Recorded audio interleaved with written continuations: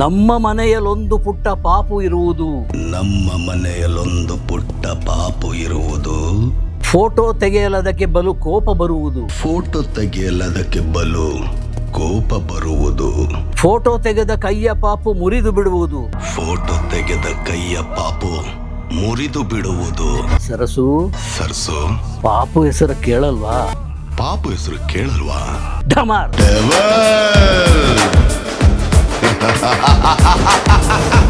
ಬಳ್ಳಾರಿ ಜೈಲಿಗೋ ಅಥವಾ ನಮ್ಮ ಪರಪ್ಪನ ಅಗ್ರಹಾರ ಜೈಲಿಗೋ ದರ್ಶನ್ ಹೋದಾಗ ಕಂಟಿನ್ಯೂಸ್ 5 ತಿಂಗಳು 6 ತಿಂಗಳು ಬರೀ ಟಿವಿ ಚಾನಲ್ ನೋಡಿದ್ರೆ ದರ್ಶನ್ ದರ್ಶನ್ ದರ್ಶನ್ ದರ್ಶನ್. ಯಾಕೆ? ಇರುವಂತ ತಾರೆಯರಲ್ಲಿ ಹಲವು ತಾರೆಗಳ ನಡುವೆ ಮಿಂಚುವಂತ ಒಬ್ಬ ತಾರೆ ದರ್ಶನ್ ತೂಗುದೀಪ. ತಾರಕ್ ಸಿನಿಮಾದ ಸೋಲು. ದರ್ಶನ್ ಅಷ್ಟೇ ಹೇಗಿದ್ದಾರೆ, ಈಗ ಯಾವ ಪರಿಸ್ಥಿತಿಯಲ್ಲಿದ್ದಾರೆ, ಅವರಿಬ್ಬರ ಕಾಂಬಿನೇಷನ್ ನಲ್ಲಿ ಮುಂದೆ ಅದ್ಭುತವಾದಂತ ಒಂದು ಸಿನಿಮಾ ರೆಡಿ ಆಗ್ತಾ ಇದೆ.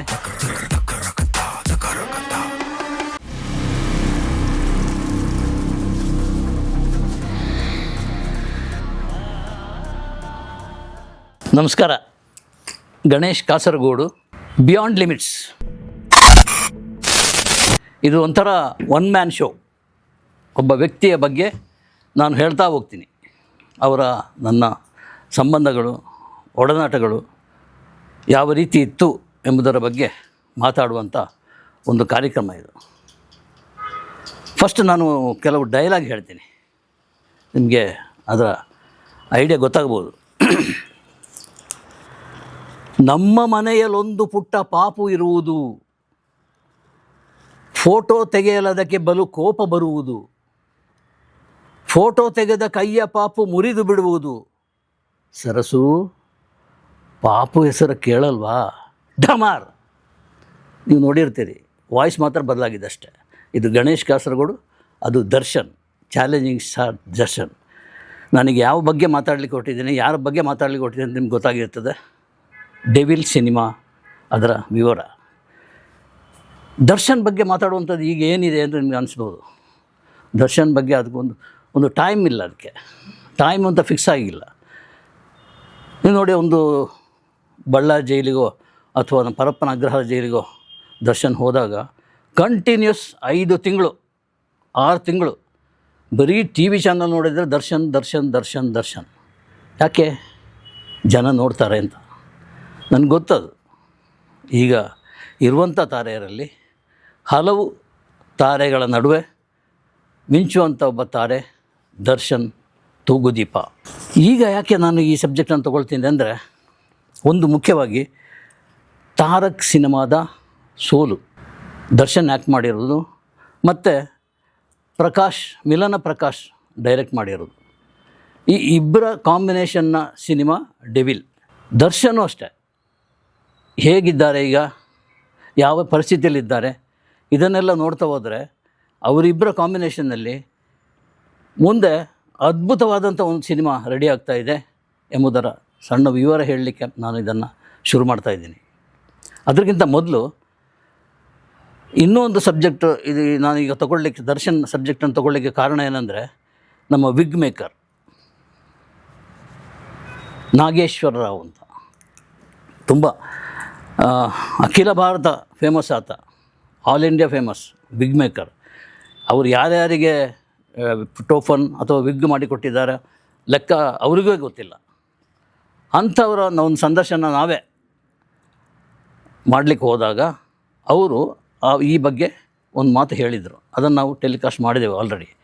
ಅದು ವಿಗ್ಗಿಗೆ ಸಂಬಂಧಪಟ್ಟಿದ್ದು. ಅದು ಡೆವಿಲ್ ಸಿನಿಮಾದಲ್ಲಿ ದರ್ಶನ್ ಅವರು ಅಂಥ ಸಿನಿಮಾದ ಅಂಬರೀಷ್ ಪಾತ್ರ ಅದು ಹೇಗೆ ಸಿನಿಮಾದಲ್ಲಿ ಬರ್ತಾರೆ ಅಂತ ನಮ್ಗೆ ಗೊತ್ತಿಲ್ಲ, ಮತ್ತು ಅದನ್ನು ಬಿಟ್ಟು ಕೊಟ್ಟಿಲ್ಲ ಅವರು. ಹಾಗೆ ಅದನ್ನು ವಿಗ್ ಮಾಡಲಿಕ್ಕಾಗಿ ತಕ್ಷಣ ಇವರನ್ನು ಕರೆದರು. ನಾಗೇಶ್ವರರಾವ್, ನಾನು ವಿಗ್ಗೇಶ್ವರರಾವ್ ಅಂತ ಕರಿತೇನೆ ನಾವು ಪ್ರೀತಿಯಿಂದ, ವಿಗ್ಗೇಶ್ವರರಾವ್ ಅಂತೇಳಿ. ಅವರಿಗೆ ಕನ್ನಡದ ಎಲ್ಲ ನಟಿಯರ ವಿಗ್ ಮಾಡಿದವರು ಅವರು. ಆದರೆ ದರ್ಶನ್ ವಿಗ್ ಮಾತ್ರ ಮಾಡಿಲ್ಲ. ಈ ಕಾರಣಕ್ಕಾಗಿ ಅವರಿಗೆ ಒಂದು ದುಃಖ ಇತ್ತು. ಅದೊಂದು ಬಿಟ್ಟು ಆಯ್ತಲ್ಲ, ಸೂಪರ್ ಸ್ಟಾರ್ ದರ್ಶನ್ ಅವರ ಬಗ್ಗೆ ಅವರಿಗಾಗಿ ಒಂದು ವಿಗ್ ಮಾಡಲಿಕ್ಕೆ ಆಗಿಲ್ವಲ್ಲ ಅಂಥೇಳಿ. ಇದ್ದಕ್ಕಿದ್ದಾಗ ಒಂದು ಕರೆ ಬಂತು. ಎಲ್ಲಿಂದ? ಡೆವಿಲ್ ಯೂನಿಟ್ನಿಂದ ಕರೆ ಬಂದಾಗ ಇವರು ಆಗ ಅಂಥ ಸಿನಿಮಾದಲ್ಲಿ ಅಂಬರೀಷಿಗೆ ವಿಗ್ ಮತ್ತು ದಾಡಿ ಮಾಡಿದ್ದು ಇವರನ್ನೇ, ನಾಗೇಶ್ವರರಾವ್.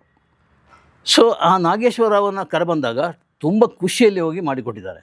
ಈಗ ಡೆವಿಲ್ ಸಿನಿಮಾದಲ್ಲಿ ದರ್ಶನನ್ನು ಆ ಪಾತ್ರದಲ್ಲಿ ನೋಡೋದಿದ್ದರೆ ಅದರ ವಿಗ್ ಮತ್ತು ದಾಡಿ ಗಡ್ಡ ಇದನ್ನು ಮಾಡಿದವರು ನಾಗೇಶ್ವರರಾವ್. ಸೊ ಅದು ಶೂಟಿಂಗ್ ಹೋಗಿರುವಾಗ ಅದು ಅಟ್ಯಾಚ್ ಆಯಿತು ನಮಗೆ, ಒಂದು ರೀತಿಯಲ್ಲಿ ಬೇರೆ ರೀತಿಯ ಒಂದು ಅಟ್ಯಾಚ್ಮೆಂಟ್ ಸಿಗ್ತದಕ್ಕೆ. ಅದಕ್ಕಾಗಿ ಇಲ್ಲಿ ನಾನು ಅವರನ್ನು ಸೇರಿಸಿದ್ದೀನಿ. ಆಮೇಲೆ ದರ್ಶನ್, ಇದು ನಾನೊಂದು ನಿರೀಕ್ಷಣಾ ಜಾಮೀನು ತೊಗೊಂಡ್ಬಿಡ್ತೀನಿ. ನಾನು ಯಾವ ಕಾರಣಕ್ಕೂ ದರ್ಶನ್ ಪರವಾಗಿ ಅಥವಾ ವಿರುದ್ಧವಾಗಿ ಮಾತಾಡಲಿಕ್ಕೆ ಬಂದವನಲ್ಲ. ಏನು ಅವರ ಒಡನಾಟದಲ್ಲಿ ನಾನು ಕಂಡೇನೋ ಅದನ್ನು ಹೇಳ್ತಾ ಹೋಗ್ತೀನಿ, ಘಟನೆಗಳನ್ನು, ಇನ್ಸಿಡೆಂಟ್ಗಳನ್ನು. ಅದು ಉದ್ದೇಶಪೂರ್ವಕ ಎಕ್ಸಾಜರೇಟ್ ಮಾಡಿ ಹೇಳಲ್ಲ. ಏನು ನಡೀತೋ ಅದರಷ್ಟನ್ನು ಮಾತ್ರ ನಿಮ್ಮ ಮುಂದೆ ಇಡ್ತೀನಿ. ನಿಮಗೆ ಖಂಡಿತ ಯಾವ ಕಾರಣಕ್ಕೂ ನಾನು ಮೋಸ ಮಾಡಲ್ಲ, ಅದು ಪಕ್ಕ ಪ್ರಾಮಿಸ್ ಮಾಡಿಬಿಟ್ಟು ಮುಂದುವರಿತೇನೆ. ನಾನು ಪೊರ್ಕಿ ಸಿನಿಮಾ ಮಾಡಿದೆ ದರ್ಶನ್ಗಾಗಿ. ಒಬ್ಬ ಪ್ರೊಡ್ಯೂಸರ್ ಬಂದರು, ಅಣ್ಣ ನೀವು ಒಂದು ಸಿನಿಮಾ ಮಾಡಿ ಕೊಡಬೇಕು ನನಗೆ ಅಂತೇಳಿ. ನನಗೆ ಆಶ್ಚರ್ಯ ಆಯಿತು, ಏನಿದು, ಯಾವ ಸಿನಿಮಾ ಮಾಡೋದು, ಏನು ಕತೆ ಅಂತೇಳಿ. ಸೊ ಅವರ ಹೆಸರು ಬಚ್ಚೇಗೌಡ, ದತ್ತಾತ್ರೇಯ ಬಚ್ಚೇಗೌಡ ಅಂತ. ಅವರು ರಾಜೇಂದ್ರ ಕುಮಾರ್ ಅಂತ ಎಲೆಕ್ಟ್ರಿಸಿಟಿ ಇದರಲ್ಲಿ ಕೆಲಸದಲ್ಲಿದ್ದರು. ಅವರು ರಾಜೇಂದ್ರ ಕುಮಾರ್ ಮೂಲಕ ಸಂತೋಷ್ ಪೈಯನ್ನು ಕಾಂಟ್ಯಾಕ್ಟ್ ಮಾಡಿ, ಸಂತೋಷ್ ಪೈ ನನ್ನ ಆತ್ಮೀಯ ಗೆಳೆಯ, ಅವರು ಬಂದು ನಂತರ ವಿಷಯ ಮುಟ್ಟಿಸಿದರು. ಸೊ ಆಗ ಒಂದು ಸಿನಿಮಾ ಮಾಡಿಕೊಡಿ ಅಂತೇಳಿ ಹೇಳಿದ್ದು ಹೌದು. ಆಮೇಲೆ ಅದಕ್ಕೆ ಸಬ್ಜೆಕ್ಟೇ ಬೇಕಾಗಿರಲಿಲ್ಲ. ಪೋಕಿರಿ, ತಮಿಳಿನ ಪೋಕಿರಿ ಸಿನಿಮಾದ ಹಕ್ಕು ತೊಗೊಂಡು ಬಂದಿದ್ದರು. ಇದನ್ನು ಸಿನಿಮಾ ಮಾಡಬೇಕು, ಇದಕ್ಕೆ ಯಾರು ತಾರೆ ಆಗ್ಬೋದು ಅಂತೇಳಿ ಅವರ ಒಂದು 2 ಹೆಸರನ್ನು ಇದು ಮಾಡ್ಕೊಂಡಿದ್ದರು. ಒಂದು ದುನಿಯಾ ವಿಜಯ್, ಇನ್ನೊಂದು ದರ್ಶನ್. ದುನಿಯಾ ವಿಜಯ್ ಕಾಂಟ್ಯಾಕ್ಟ್ ಮಾಡಿ ಎಲ್ಲ ಫಿಕ್ಸ್ ಆಗಿತ್ತು. ಅದರ ಸ್ವಲ್ಪ ತಡ ಆಗ್ತಾ ಬಂದ್ರಿಂದ ಅದನ್ನು ಡ್ರಾಪ್ ಮಾಡಿ ದರ್ಶನ್ ಅವರನ್ನೇ ಹಾಕೊಳ್ಳೋಣ ಅಂತೇಳಿ ಹೇಳಿದಾಗ ನಾವು ಮೈಸೂರಿಗೆ ಹೋದ್ವಿ. ಅಲ್ಲಿ ಫಿಲ್ಮ್ ಶೂಟಿಂಗ್ ನಡೀತಾ ಇತ್ತು. ನಾನು ಸಂತೋಷ್ ಪೈ ಅಲ್ಲಿ ಹೋದಾಗ ಅವರು ಬೇಡ, ಖಂಡಿತ ಈ ಸಿನಿಮಾ ಮಾಡೋದು ಬೇಡ, ಯಾಕಂದರೆ ಅದೇ ಸೂಪರ್ ಹಿಟ್ ಆಗಿದೆ, ತುಂಬ ಕಾಸ್ಟ್ಲಿ ಪ್ರೊಡಕ್ಷನ್ ಅದು. ನಾವು ಹೇಗೆ ಅಂತ ನಿಮ್ಮ ಪ್ರೊಡ್ಯೂಸರ್ ಹೇಗೆ ಅಂತ ಗೊತ್ತಿಲ್ಲ, ಬೇಡ ಬಿಟ್ಬಿಡಿ, ಕೈ ಬಿಟ್ಬಿಡಿ ಅಂತೇಳಿ ಹೇಳಿದರು. ನಾನು ಇಲ್ಲ ಮಾಡಬೇಕು ಅಂತೇಳಿ ಹೇಳಿದೆ. ಸೊ ಇಲ್ಲ ನಾನು ಮಾಡಲ್ಲ ಅಂತೇಳಿ ಹೇಳಿದ್ರೆ ನಾವಿಬ್ಬರು ಹೊರಗೆ ಬರ್ತಾಯಿದ್ವಿ ನಿರಾಶೆಯಿಂದ. ಹೊರಗೆ ಬರ್ತಾ ಇರೋವಾಗ ಮತ್ತೆ ಕರೆದ್ರು, ಗಣೇಶಿ ಬನ್ನಿ ಇಲ್ಲಿ ಕೂತ್ಕೊಳ್ಳಿ, ನಾನು ಮಾಡ್ತೇನೆ, ಆದರೆ ಅದ್ರಿಗಿಂತ ಹೆಚ್ಚು ಲಕ್ಸುರಿ ಆಗಿರಬೇಕು, ಅದ್ರಿಗಿಂತ ಹೆಚ್ಚು ಅಟ್ರಾಕ್ಟಿವ್ ಆಗಿರಬೇಕು ಅಂತೇಳಿದರು. ಎಸ್. ಆಮೇಲೆ ಕೆಲವು ಕಂಡೀಷನ್ ಆಗಿದ್ರು. ಆಗ ಅವರ ರಿಟರ್ನ್ ಸಂಭಾವನೆ 72 ಲಕ್ಷ ಇತ್ತು.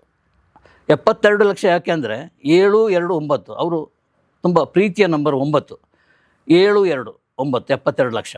ಅದರಲ್ಲಿ ಒಂದಷ್ಟು ಅಡ್ವಾನ್ಸ್ ಕೊಟ್ವಿ. ಆಮೇಲೆ ಅವರು ಕಂಡೀಷನ್ ಹಾಕಿದರು. ಆ ಕಂಡೀಷನ್ನೇ ಇಲ್ಲಿಯ ಸಬ್ಜೆಕ್ಟ್ ಏನಂದರೆ, ಒಂದು ಇಂಥವರೇ ಇರಬೇಕು, ಇಂಥವರೇ ಇರಬೇಕು ಕ್ಯಾರೆಕ್ಟ್ರಲ್ಲಿ, ಕೆಲವು ಕ್ಯಾರೆಕ್ಟರ್ಗಳು. ಆಮೇಲೆ ಹರಿಕೃಷ್ಣ ಅವರೇ ಮ್ಯೂಸಿಕ್ ಡೈರೆಕ್ಟರ್ ಆಗಿರಬೇಕು.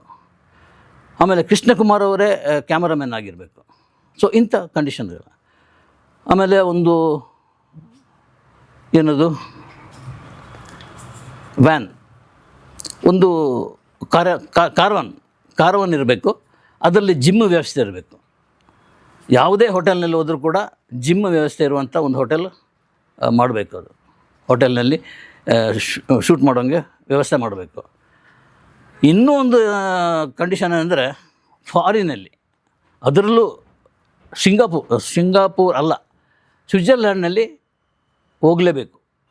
ಒಂದು 10 ದಿವಸ 15 ದಿವಸ ಅಲ್ಲಿ ಶೂಟ್ ಮಾಡಬೇಕು. ಇದು ಒಂದು ಕಂಡೀಷನ್. ಸ್ವಿಟ್ಜರ್ಲ್ಯಾಂಡ್ ತಪ್ಪಿದರೆ ಶ್ರೀಲಂಕಾ ಆಗ್ಬೋದು, ಈ ಕಡೆ ಮಲೇಷ್ಯಾ ಆಗ್ಬೋದು, ಥಾಯ್ಲೆಂಡ್ ಆಗ್ಬೋದು, ಈ ಥರ. ನಾವು ಪೊರ್ಕಿಗೆ ಫಿಕ್ಸ್ ಮಾಡ್ಕೊಂಡಿರೋದು ಸ್ವಿಟ್ಜರ್ಲ್ಯಾಂಡ್, 15 ದಿವಸ ಶೂಟಿಂಗ್, ಅದು ಬಿಟ್ಬಿಡೋಣ.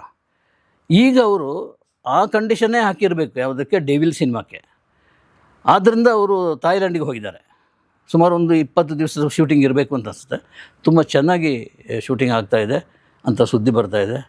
ಆಮೇಲೆ ನಮ್ಮ ಡೈರೆಕ್ಟ್ರ್ ಪ್ರಕಾಶ್, ಮಿಲನ ಪ್ರಕಾಶ್, ಈಗ ವೀರ ಪ್ರಕಾಶ್ ಅಂತ ಹಾಕ್ಕೊಂಡಿದ್ದಾರೆ. ಸ್ವಲ್ಪ ಹೆಸರು ಬದಲಾವಣೆ ಇರಲಿ ಅಂತೇಳಿ ಹೇಳ್ಕೊಂಡಿರ್ಬೋದು, ಅದೃಷ್ಟದ ಸಂಕೇತ ಅದೇನೇನು ಕಾರಣಕ್ಕಾಗಿ. ವೀರ ಪ್ರಕಾಶ್ ಡೈರೆಕ್ಟ್ ಮಾಡ್ತಿರೋದು, ಪ್ರೊಡ್ಯೂಸ್ ಮಾಡ್ತಿರೋದು ಕೂಡ. ಸೊ ತುಂಬ ನಿರೀಕ್ಷೆ ಇಟ್ಕೊಂಡಿದ್ದಾರೆ. ನಿರೀಕ್ಷೆ ಯಾಕಂದರೆ ಒಂದು ಸಿನಿಮಾ ರಿಲೀಸ್ ಆಗೋ ಹೊತ್ತಿಗೆ ಏನಾಗುತ್ತೆ ಅಂತ ಹೇಳಲಿಕ್ಕೆ ಸಾಧ್ಯ ಇಲ್ಲ. ದರ್ಶನ್ ಅವರ ಪೊಸಿಷನ್ ಸೊ ಇದಕ್ಕೆ ಇನ್ನೊಂದು ಉದಾಹರಣೆ ಕೊಡೋದಿದ್ದರೆ ಸಾರಥಿ ತಗೋಬೋದು. ಸಾರಥಿ ರಿಲೀಸ್ ಆಗುವಾಗ ದರ್ಶನ್ ಅವರು ಜೈಲಿನಲ್ಲೇ ಇದ್ದರು. ಜೈಲಿನಲ್ಲಿ ಆ ರಾತ್ರಿ ಕಳೆದ್ರು. ಮಾರನೇ ದಿವಸ ಸಾರಥಿ ಇದು ರಿಲೀಸ್ ಆಗೋದನ್ನು ಇವರು ಏನು ರಿಲೀಸ್ ಆಗುವ ಟೈಮಿಗೆ ಇವರು ಜೈಲಿನ ಇದ್ಕೊಂಡು ಅದನ್ನು ಹೇಗೆ ಸಪೋರ್ಟ್ ಮಾಡಲಿಕ್ಕೆ ಸಾಧ್ಯ, ಪಬ್ಲಿಸಿಟಿ ಹೇಗೆ ಸಾಧ್ಯ? ಅಂಥ ಒಂದು ಸಂದರ್ಭದಲ್ಲಿ ರಿಲೀಸ್ ಆಗಿ ಸೂಪರ್ ಹಿಟ್ ಆಗಿಬಿಡ್ತು. ಇವಾಗಲೂ ಅಷ್ಟೇ. ಈಗ ನಾನು ಫಸ್ಟ್ ಹೇಳಿದ ಡೈಲಾಗ್ ಇದೆಯಲ್ಲ, ಅದು ಟ್ರೈಲರ್ನಲ್ಲಿ ಬಂದಿರೋದು, ಡೆವಿಲ್ ಸಿನಿಮಾದ ಟ್ರೈಲರಲ್ಲಿ ಬಂದಿರೋದು. ನನಗೆ ಅದು ನೋಡ್ತಾ ಇದ್ದರೆ ಇದು ತುಂಬ ಚೆನ್ನಾಗಿ ಬರ್ತಾಯಿದೆ ಅಂತೇಳಿ. ಅದು ಜೈಲಿಗೆ ಹೋಗೋ ಮೊದಲು ಶೂಟ್ ಮಾಡಿರೋ ಭಾಗ. ಈಗ ಇನ್ನೂ ಚೆನ್ನಾಗಿ ಬಂದಿದೆ ಅಂತ ನನ್ನೊಂದು ಅಂದಾಜು. ಸೊ ಇದು ಡೆವಿಲ್ಗೆ ಸಂಬಂಧಪಟ್ಟ ವಿಚಾರ ಆಯಿತು. ಒಂದೇ ಲೂನಾ ಆಗ ಓಡಿಸ್ತಾ ಇದ್ರು. ಲೂನಾದಲ್ಲಿ ಇಬ್ಬರು ರೈಡ್ ಮಾಡಿ ಹೋಗ್ತಾ ಇರುವಾಗ ಇಳಿಜಾರಿನಲ್ಲಿ ಹೋಗ್ತಾಯಿದ್ರು. ಹೋಗೋದು ಯಾಕೆಂದರೆ ಪೆಟ್ರೋಲಿಗೆ ಕಾಸಿಲ್ಲ ಅಂತೇಳಿ. ಇಂಥ ಒಂದು ಸ್ನೇಹ ಅವ್ರದ್ದು. ಅಂಥ ಅಣಜಿ ನಾಗರಾಜ್ ಒಳ್ಳೆ ಕ್ಯಾಮರಾಮ್ಯಾನ್, ತುಂಬ ಅದ್ಭುತವಾದ ಕ್ಯಾಮರಾಮ್ಯಾನ್. ಅವರು ಒಂದು ಫಿಲ್ಮ್ ಪ್ರೊಡ್ಯೂಸ್ ಮಾಡಬೇಕು ಅಂತಿದ್ದಾಗ ಶಾಸ್ತ್ರಿ ಸಿನಿಮಾದಲ್ಲಿ ದರ್ಶನ್ ಆ್ಯಕ್ಟ್ ಮಾಡಲಿಕ್ಕೆ ಒಪ್ಕೊಂಡ್ರು. ಆದರೆ ಸಂಭಾವನೆ ತೊಗೊಂಡಿರಲಿಲ್ಲ, ದುಡ್ಡು ತೊಗೊಂಡಿರಲಿಲ್ಲ ಅಲ್ಲಿ ಆ ಶಾಸ್ತ್ರಿ ಸಿನಿಮಾದಲ್ಲಿ ಆ್ಯಕ್ಟ್ ಮಾಡಲಿಕ್ಕೆ ಬೇಕಾಗಿ. ಶಾಸ್ತ್ರಿ ಸೂಪರ್ ಹಿಟ್ ಆಯಿತು. ಸೊ ಅಣಜಿ ನಾಗರಾಜ್ ಸುಮ್ಮನೆ ಕೂತ್ಕೊಳ್ಳಿಲ್ಲ. ಅದರಲ್ಲಿ ಬಂದ ದುಡ್ಡಿನಲ್ಲಿ ಒಂದು ಅಮೌಂಟನ್ನು ದರ್ಶನ್ ಅವರಿಗೆ ಕೊಟ್ಟರು.